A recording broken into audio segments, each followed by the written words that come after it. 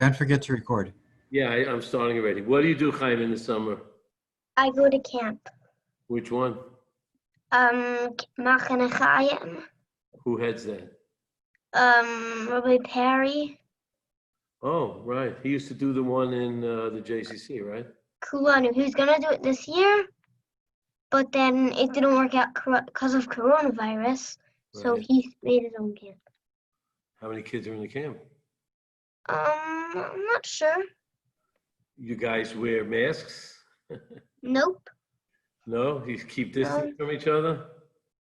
Well, that's Nope. the only exception, that we don't have to wear masks and not distance. Distance. Distance. So what do But you? the counselors have to have masks. So you guys can sneeze in each other's face without a problem. No.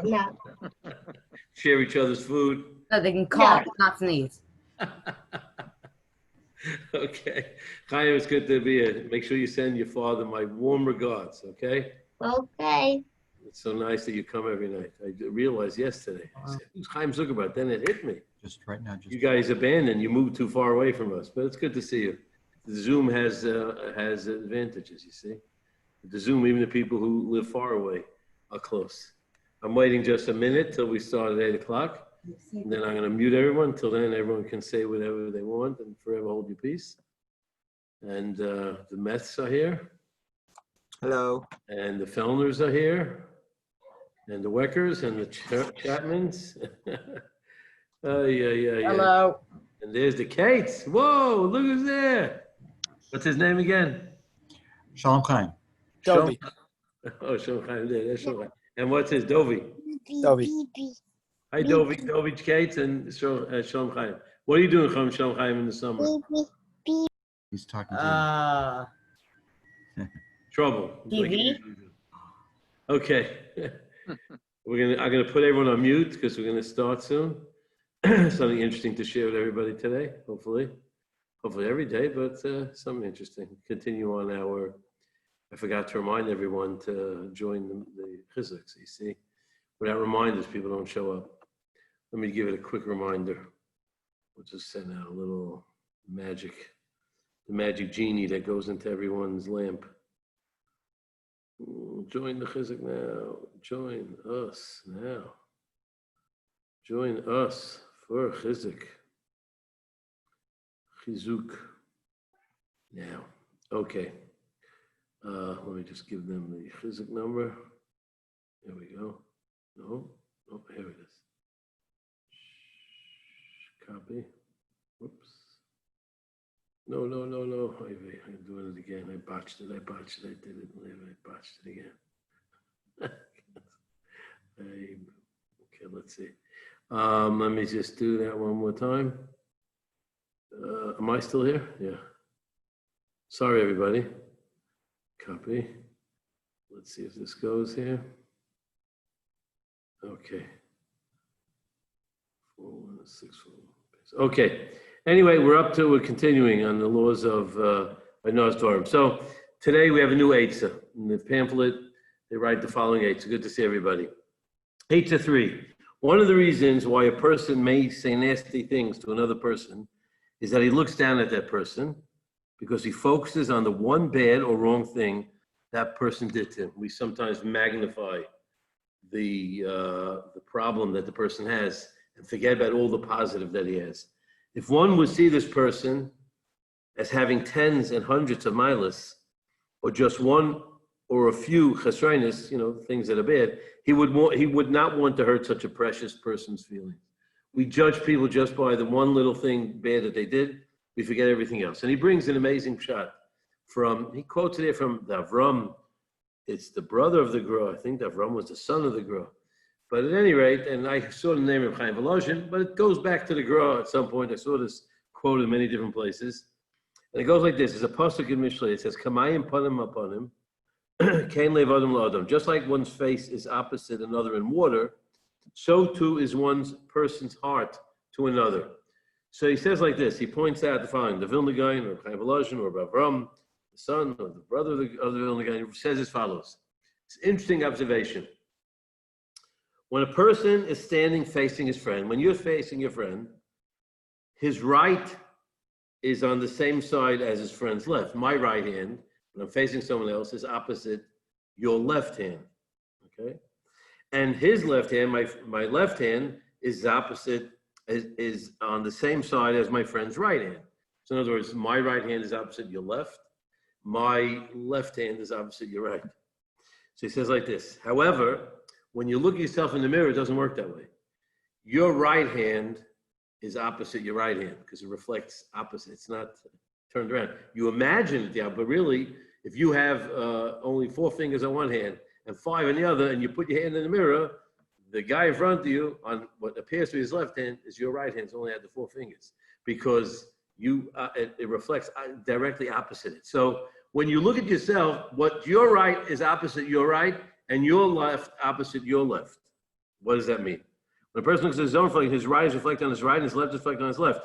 In other words, a person looks at himself differently than he looks at his friend. And he explains as follows, a little deep, but follow it. He says, when a person sees that someone does something wrong to him, his reaction is to magnify the wrong deed, thinking that it was done on purpose to hurt him. So it goes like this.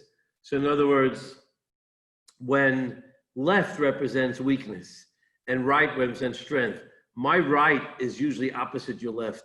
I try to magnify. I try to take my right and magnify your chesaron, my right is your left hand. Your left represents your chesaron, and I take my right and I magnify it. That's when my right is opposite your left. I try to show that I'm greater than you and blow up the deficiency that you have. And the opposite is also true. When right, and even when it does something good, that means your friend's right. My left, which means weak. I weaken that which is opposite me, my friend's strength. That's how he says it. Even when someone does something good to him, his reaction is to minimize it, that it was not done l'shem mitzvah. He diminishes it. On the other hand, when we think about ourselves, right? Think about ourselves, he is convinced that he is a big tzaddik. And he magnifies the good that he does. His right is opposite his right. He only thinks of all the good that he does. And on the left, he diminishes because my left is opposite. I'm looking at my left now, and I'm facing with my left because I diminish it. I try to shove it under the rug. It's an interesting observation. So in other words, when we look at ourselves, we blow up the greatness that we have, our right opposite our right, and the left, which means weakness, we diminish, which is less power, we diminish. By a friend's just the opposite. We take his left, his chesaron, and we take our right and overpower, try to magnify his weakness. And his strength, we take our left hand, which represents weakening his. And therefore he says, that's why Shlomo Melech says, when you look at a person, you should look at him like you look at yourself in the water, because in the water, you see your right to your right and your left to the left, like a mirror. And therefore, you always know that when it comes to yourself, you want to only see your greatness, and you want to shove all your weaknesses and the things that you lack under the carpet. You diminish them. We have to look at friends with the same perspective. See only the goodness that they have. See only the benefit that they have. Just like we want to look at people, we want people to look at us as good people and forget it. We should be looking at others as good people. We have to start to find their milas and remember them. So when something goes wrong, we will be able to easily ignore it. Focus on that all the time. It's very, very strong. You know, I just want to take a little step back on the side. I once said this, and I wrote it up. I'm not sure if everyone remembers it, but if you do, I'll repeat it anyway.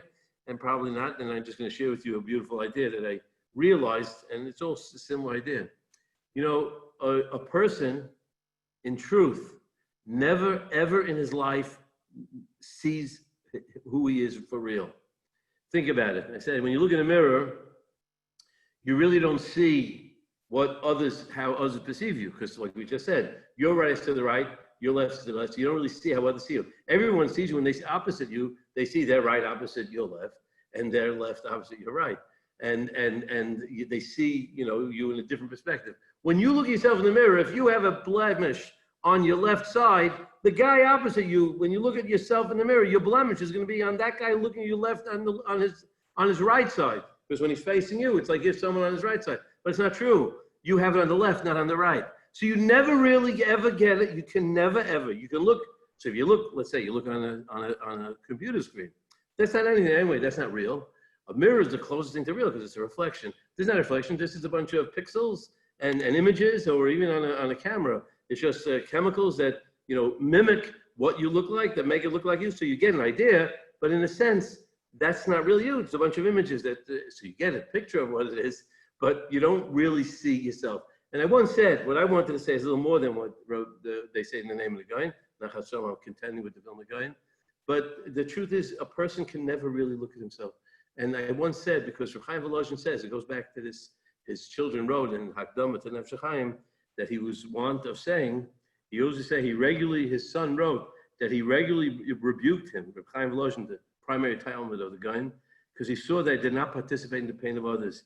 And there were his constant words to me, this is the entire person. One is not created for himself, but to benefit others with the full extent of his powers. We never really look at ourselves accurately because we're not here for ourselves. We can only look at others and see how they look accurately because we're here to serve others. So that sort of magnifies the obligation to not put other people down and make ourselves greater than them and give us an entitlement to put other people down. We're not here on earth to make comparisons. We're here to serve others. And our job is to make sure that we are sensitive to others and we see their milas, as their famous song, and not the deficiencies. And of course, a person has to be careful when people act a certain way to protect themselves, no question. But in the overall picture, the general attitude has to be that we're here for others. God put us here to serve for others, not for ourselves. And then he says like this, and he brings it down. He says, Rabbi Victor Miller suggests, he gives a recommendation. This classic Rabbi Victor Miller, if you've been reading his booklets that come out in the shuls, suggests that a person should start looking at the good and the gashmius of his friend. Forget about finding the milas. Find the physical things about the person, because everyone loves to hear, wow, you're looking good today, you're looking buff, beautiful, your hair's in good shape, you're wearing a beautiful jacket. People love to hear it, no matter what they say, no matter how holy they are. He says, tell your friend, oh, I love your name, you look nice, you have a beautiful hadras panim, you wear nice clothing, he's neat, put together. People love to hear things like that. He said, by getting accustomed to looking at people positively and finding things that you can relate to about them that's positive, that make him feel good, he'll be able to reach the goal of seeing the good and the ruchnius of his friend.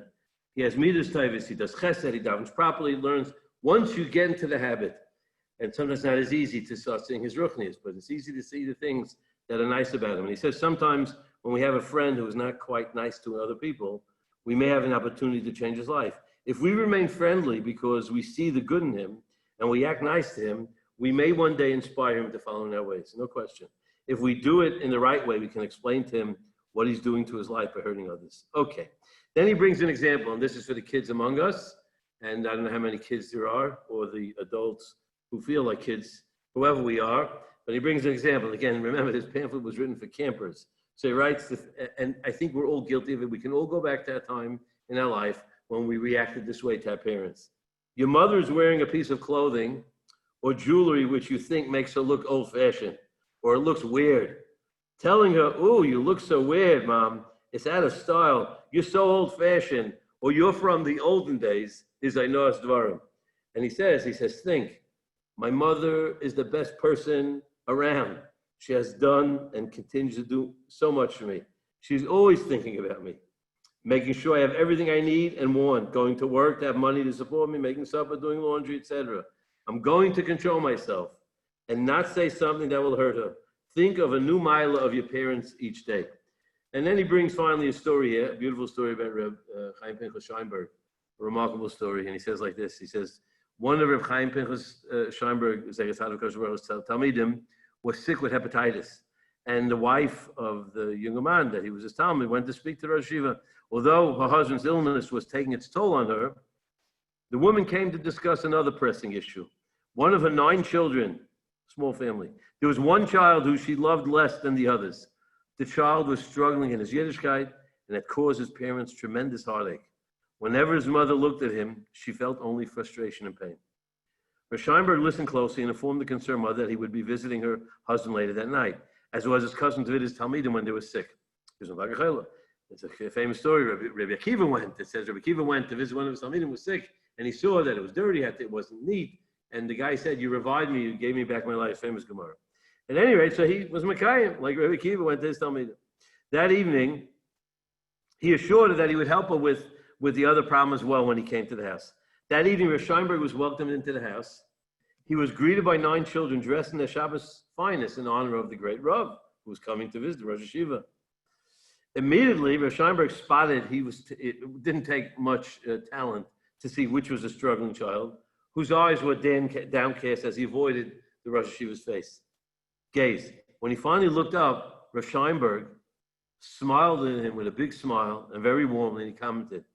He said, "Has anyone ever told you that you have the most beautiful blue eyes?" The boy melted on the spot. His mother and father, who watched the entire episode, would later testify that that was the turning point in the child's life. He no longer viewed himself in a negative. Instead, he carried himself with a sense of pride. But perhaps more important, his mother no longer viewed him in a disapproving way. He was no longer the child who gave them only heartache. His transformation did not happen overnight. It took a while he finally reached his potential. But even when he caused trouble, the mother looked at him differently, like the Rosh Hashiva. She made sure that all she saw was his beautiful blue eyes. That's really remarkable. It's really remarkable. I like that story because I happen to have blue eyes. And when I once went to, I had some eye surgery at Sister Business, and the surgeon was a world famous surgeon, Dr. Goiten, here in Hopkins. He says, he's partial. He says people with blue eyes, he says, is like, some his favorite color eyes, and he has an affinity for that. Anyway, but you can find something other, even if people don't have blue eyes, you can find something positive about them, and find that which is emphasized. And it's true. We know it, even though it sounds silly. Well, why do I feel good if someone tells me I bought a nice suit and it fits well? Or, you're looking slim, or you're looking fit, or you're looking happy, or, you're looking buoyant, whatever it is. People love to hear because people want to connect. And when we connect by finding the positive in them, the more we find the positive, even if it's in the simple things, the more likely it is we'll start to see people in a whole different light. We'll stop seeing the world in the negative. Remember, we were brought on this planet not for ourselves. We can't even ever really get a true view of what we look like. We get a facsimile. We can look in a picture, which is just a bunch of pigment that makes it look like other people see you. You can look in the TV camera and you'll see the pixels light up, but you don't really see who you are. It's all a bunch of artificial. You'll never in your life, the closest thing you'll see in the mirror, and in the mirror you're just going to see not who you really are, because you look different. That's why I always say, if you sometimes look in pictures, because most of the time we look in mirrors, and that's why we have an image. Then you look at pictures like by Chassanis, where they're portraying you the other way, and then you say, hey, it doesn't look like me, because there's something off, and you're compared it to, because we're so used to seeing ourselves in the mirror. Because we're not here in this world to see ourselves. Forget about it. Forget about the mirror. Just look at others. The people over there are our mirror. We're here to mirror their needs and to give them what they need. That our right should not diminish the left, but to use the right, not to crush it, but to elevate the person and overcome and not look at the negative and only look at the positive and so on. And that's today's lesson that we should try. And that's 8 to number 3. Emir Hashem will continue tomorrow. And let's see. Homework is easy. Never tell your mom that she looks old-fashioned or weird or out of style. Okay, I think all of us grandparents on this page can, I'm sure, reflect on. We've heard it a million times from my grandchildren, but it's good. Some of us like it. I mean, it's cute, but still, for the kids, it's not really good chinuch. We have to train, and again, we have to stop being so smart and be kind and sincere and genuine. And Met Hashem will create a world that's full of positiveness, and every life matters, as they say. And Met Hashem, we will continue. Everyone have a great night. Good to see everybody again.